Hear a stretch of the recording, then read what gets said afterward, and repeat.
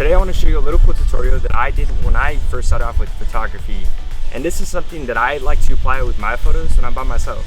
So when I started off photography, one of the hardest things was finding people to help you take photos. So the best way to do that is I just grabbed the tripod and the camera with a countdown timer. So I'm going to be showing you how exactly you can do that to take fire photos all by yourself. So the first step that I went with was I've had a tripod and I have a camera, but that's just not enough. You have to make sure that your settings are set up accordingly to make sure that you can get your photos still in focus. So my recommendation to that is changing your settings so it's like in a continuous autofocus.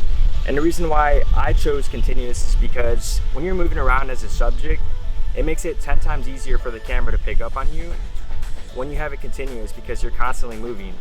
Another thing with that is having your aperture. I had it at 2.8 and that's just not the best situation. And the reason why I say that is because having an f-stop between 5 to 8 just allows your camera to pick up on more space to focus on, you know? So I think that's really important to getting these photos like nailed sharp, you know? So another thing with that is that this countdown timer will be the most essential part.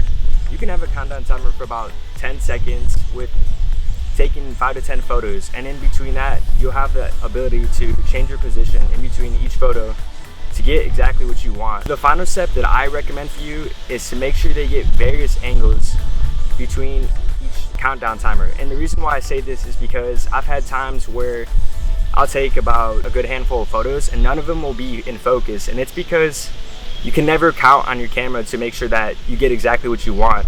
So my solution to that is to make sure that you get various angles to have enough to work with afterwards. It's better to have more photos than to have none. I hope this helps a lot, and let me know if you have any questions in the comments below. And we'll also be showing some of my photos I took with the countdown timer to show that this can really help yourself out if you're having a hard time finding someone to work with. Anyways, it's like really hazy today. It's been my first video in like a couple months, so if you guys enjoy it, you guys have a good one.